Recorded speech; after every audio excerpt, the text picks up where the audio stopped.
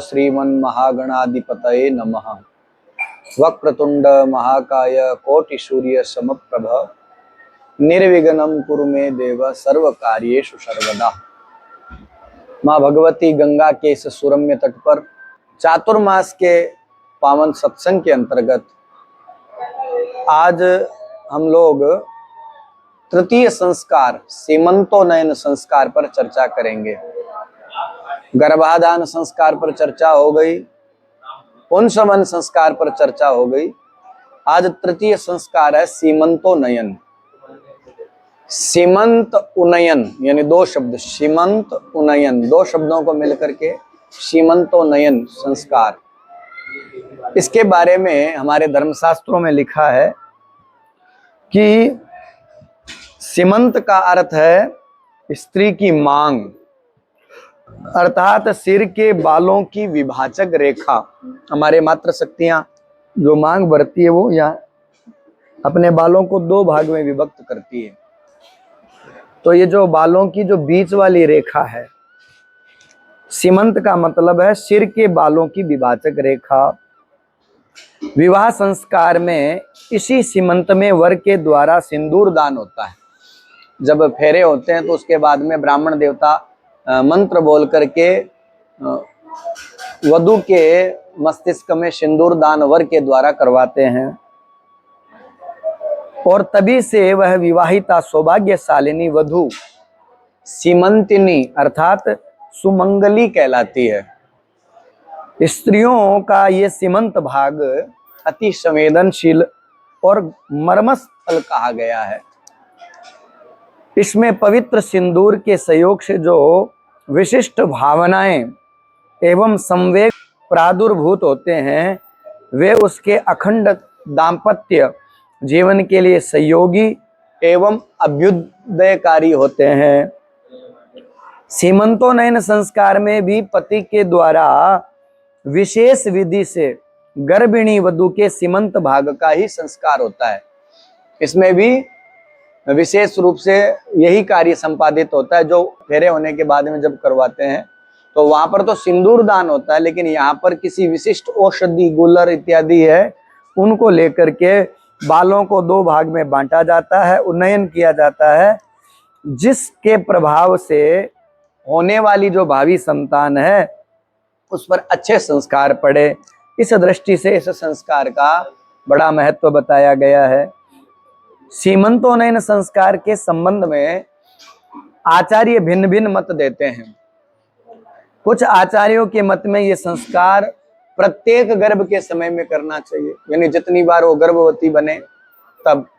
और कुछ आचार्यों का मत है कि पहली संतान के समय में ही करना चाहिए। एक बार संस्कार हो जाने से वह प्रत्येक गर्भ के लिए संस्कृत हो जाती है। आचार्य पारस्कर ने लिखा है, प्रथम गर्भे मासे षष्ठे अष्टमे वा, यानी छठे महीने से लेकर के 8वें महीने के बीच में ये संस्कार है वो संपादित होना चाहिए, सीमंतोन्नयन संस्कार। अतः इस संस्कार को विधि पूर्वक संपादित करे ताकि बालक के मस्तिष्क के ऊपर शुभ प्रभाव पड़े, अनुकूल प्रभाव पड़े। सुश्रुत संहिता में भी बताया गया है कि सिर में विभक्त हुई 5 संधियां सीमंत कहलाती है। हमारे सर में 5 विभक्त संधियां यानी जोड़, वो 5 संधियां होती है, वो उन्हीं का नाम सीमंत है।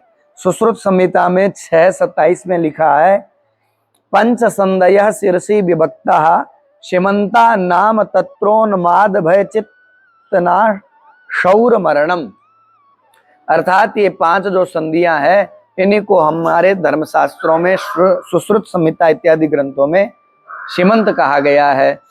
इन संधियों की उन्नति अथवा प्रकाश होने से मस्तिष्क शक्ति है वो उन्नत होती है और इनमें आघात होने से ही मृत्यु हो जाती है। अतः इस संस्कार के द्वारा मातृशक्ति का सीमंत भाग में वो क्रिया कर्मकांडी ब्राह्मण जब संस्कार करवाते हैं वो संपादित करते हैं। उस सीमंत भाग को पुष्ट करने से जो माँ के गर्भस्थ में पल रही जो संतान है उसका भी मस्तिष्क है, उसका सर्वांगीण विकास होता है और वह जीव बलवान बनाया जाता है। इस समय गर्भ शिक्षण के योग्य हो जाता है, अर्थात वो शिक्षा प्राप्त कर सकता है। अतः गर्भिणी को सत साहित्य के अध्ययन में रुचि रखनी चाहिए। ज्यादा से ज्यादा धार्मिक ग्रंथ है, छठे महीने से उसे धार्मिक ग्रंथों का, अच्छे अच्छे सदग्रंथों का अध्ययन करना प्रारंभ कर देना चाहिए। सुने तो भी भागवत कथा, रामायण, वाल्मीकि रामायण, जो अनेक धार्मिक ग्रंथ है, या राजवीर पुरुषों के जो ग्रंथ है। सद्विचारों से संपन्न मातृशक्ति को समय रहना चाहिए।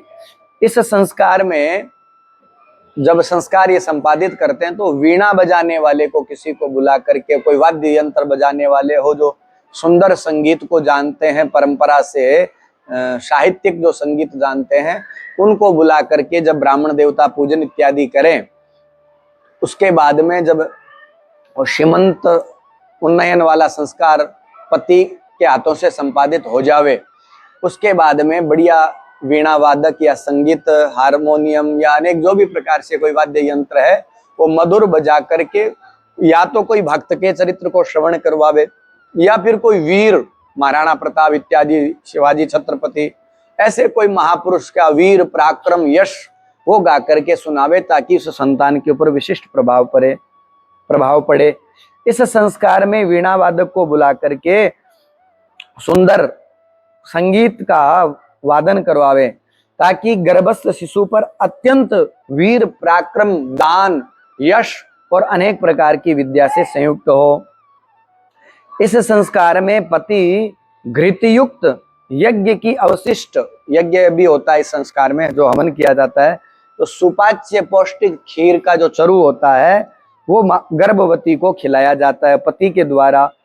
और शास्त्र वर्णित गूलर आदि वनस्पति के द्वारा, इसमें आगे संस्कार में बताया भी जाता है, जो आपके कुल पुरोहित इत्यादि बताएंगे कि 3-4 चीजों को लेकर के गर्भवती का जो ये सीमंत भाग है, मांग वाला, पति देवता है, उसको पृथक करके वहां पर वो सर पर स्थापित करता है, ताकि मेरी धर्म पत्नी सुदृढ़ होकर के स्वयं भी स्वस्थ रहे, निरोगी रहे, और मेरे बालक को भी उत्तम संस्कार से युक्त करके सुदृढ़ संस्कारवान पैदा करे।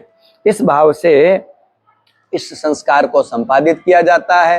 फिर जो घर में बुजुर्ग लोग हैं और वृद्ध माताएं हैं, ब्राह्मणियां हैं आसपास, जो ज्ञानी हैं, और भी घर में जो बुजुर्ग है, उनके चरणों में प्रणाम करके उसे शुभ आशीर्वाद इत्यादि प्रदान करवाया जाता है।